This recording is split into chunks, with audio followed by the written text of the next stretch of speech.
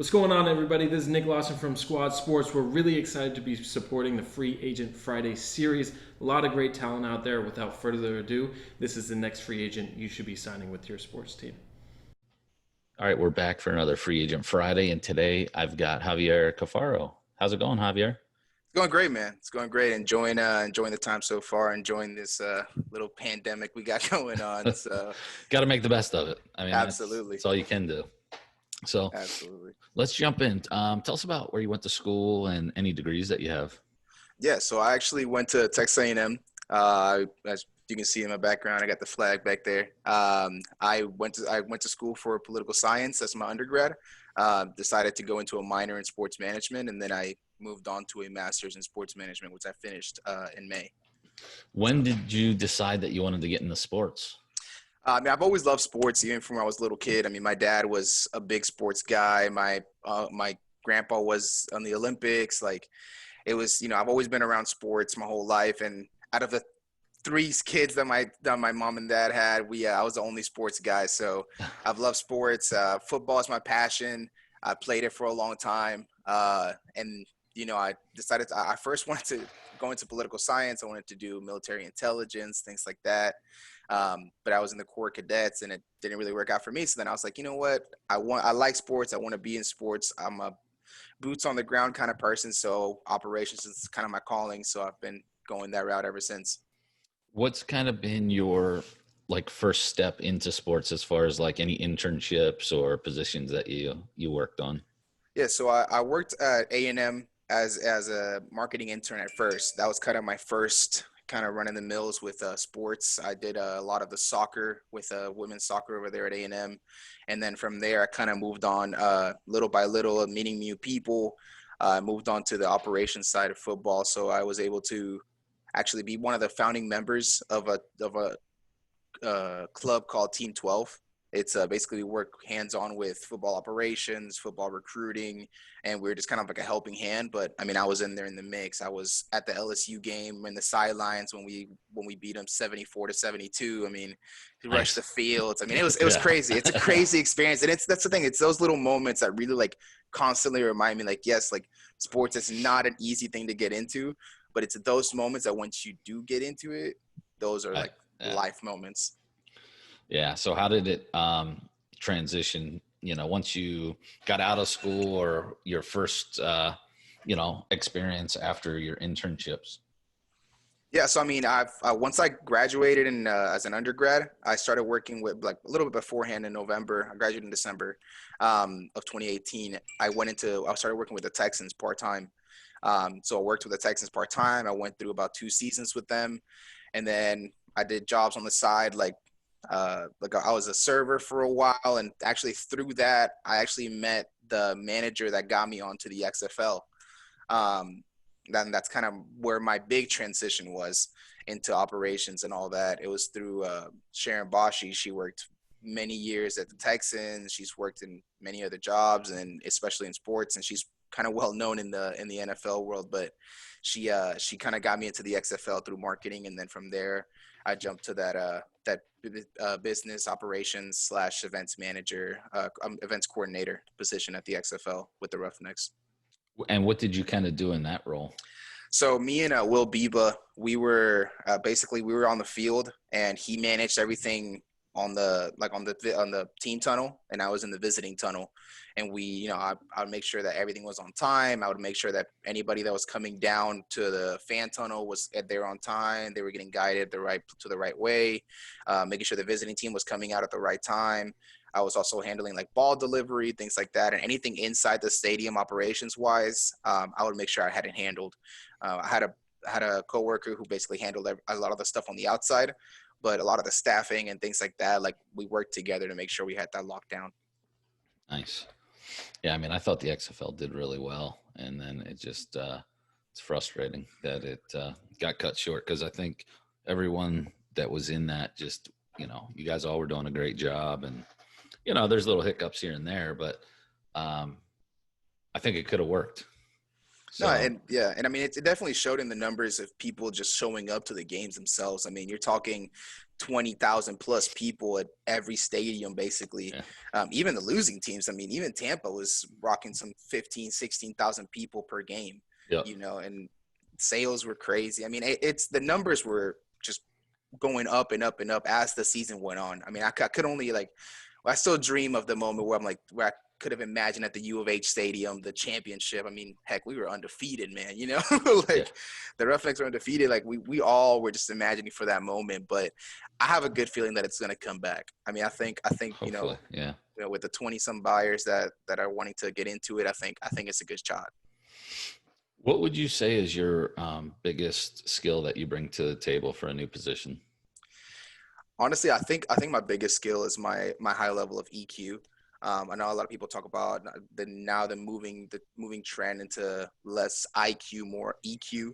I feel like I connect well with people. I have a good sense of when people. I don't shy away from meeting new people. When somebody else comes in, I'm not shying away from you have to do your thing. You have to learn on your own. Like I'm more than happy to help out, even if I have to get out of my way, work a little extra to help somebody else out. I think it's all part of creating that community and creating that family in an organization, which is super important, especially in my eyes. I think if you have in the XFL, we created that family, we created that bond. So those extra hours, especially before game one in Houston, where we had 4 preseason games basically held, and then the week after we had to have the first game, and then we had another home game after that. I mean, we had basically 4 home games before anybody had one. Yeah. So I mean, that those little things is what you have to have, that strong bond and that strong mental, real strong mental state of mind to be able to get through all that. Yeah, no, it's important. What do you think is the biggest area that you need to improve on? I think just honestly getting more experience and being more professional. I've worked in a lot of jobs where it's a lot of part-time jobs and a lot of internships where I haven't had to have really that strong managing professional role. And so I think that's probably one of my things that I have to work on more, is just being more professional, being more, I would say, more managerial style rather than just helping everywhere out, making sure everybody's good. It's more of hey, this is your role. This is what you have to do. Making sure that the people underneath you don't think that you're all over the place, that you're simply committed to the thing that you're on. I think that's kind of what I have to work on really, really hard. There's always going to be stuff to work on. So, right. How about what's your dream job? My dream job, I always wanted to be a general manager of a football team, but I know you have to do a lot of scouting for that. So, I mean, I think honestly for me, I love football operations and all it entails. So, being like a director of football operations or a director of player personnel, somebody that's about as close as you're going to get to the field without actually being a player or a coach. So, just help. I love helping the players out. I did a little bit at the XFL. I love just the rhythm of it. It's constant moving. It never ends. And that to me is what really gets me going. It's having a job that never stops, being constantly on the move, not just sitting behind a desk all the time. That I've had those jobs where I've sat behind a desk and man, yeah, it's tough. I'm very, especially I don't have ADHD or anything, but I'm just super active all the time. And I love talking to people and just moving and doing this and doing that and picking up this and picking up that. So to me, I think football operations and being the director would be dream job for sure. Did you play football at all, or? Yeah, I played soccer first, baseball, that because I come from Venezuela, so football really isn't a thing in South America. So Yeah. So, I mean, I played soccer, I played baseball, I played all that. And then once I got into football, that's when I got here to the U.S. I was in 5th grade or so. And so I played from 5th grade all the way to sophomore year of high school.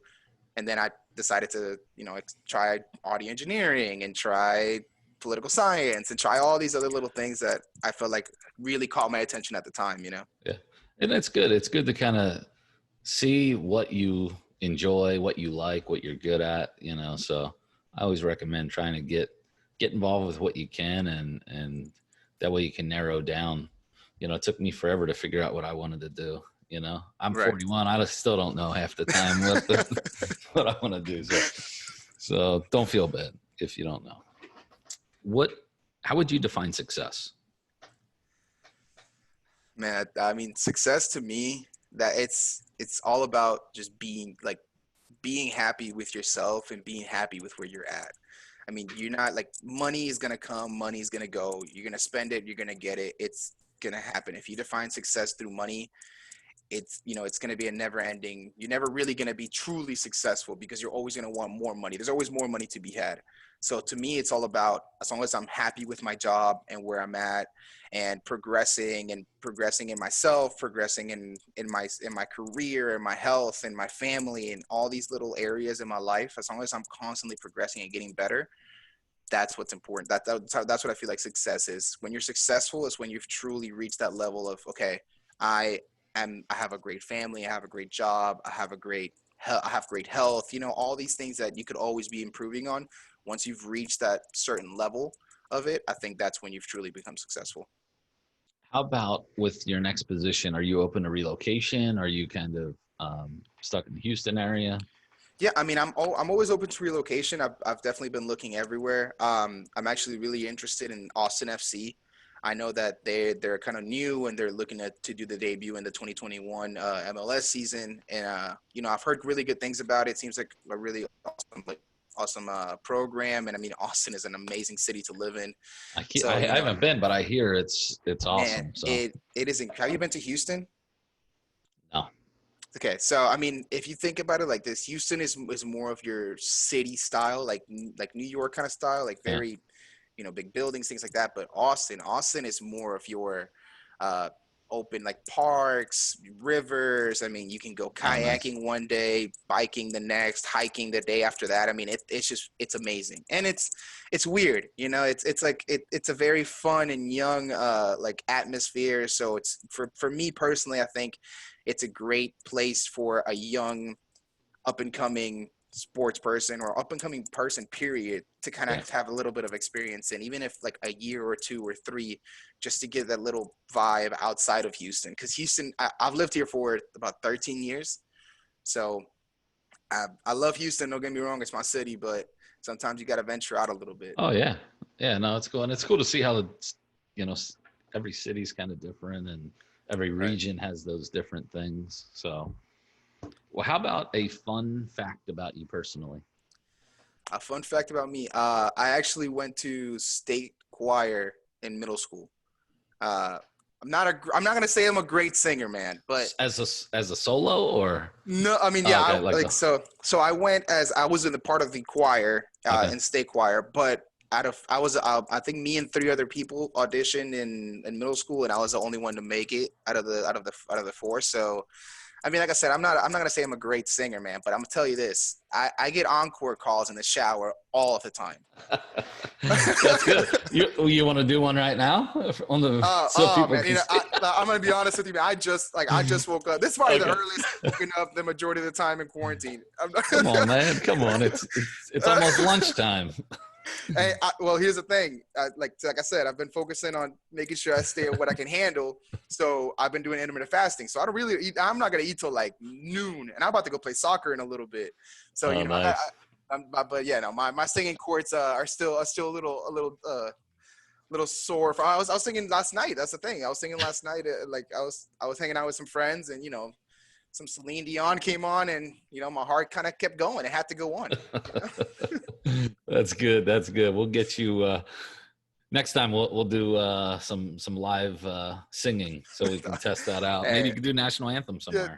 Hey, I always told them at the XFL, if y'all needed an extra, I had it down. I mean, I was practicing in the locker room beforehand. I had it. Oh, that's good. I can't. Don't if you hear me sing or dance, I have no rhythm, no. So, but it's fun. I'm Hispanic, man. So my dancing just comes naturally. My grandma taught me since I was like 3 years old, man. I've been dancing that. So that part I had locked down. I knew that my singing was my thing that I needed to really improve on in middle school, because the saxophone was not gonna be my thing, No, man. Hey, it was really good chatting with you. I mean, I love these because you can see like passion and personality on these videos as opposed to just sending a cover letter or something. So Absolutely. appreciate you coming on. We'll talk to you soon. Awesome. Thank you, Andrew. Appreciate it.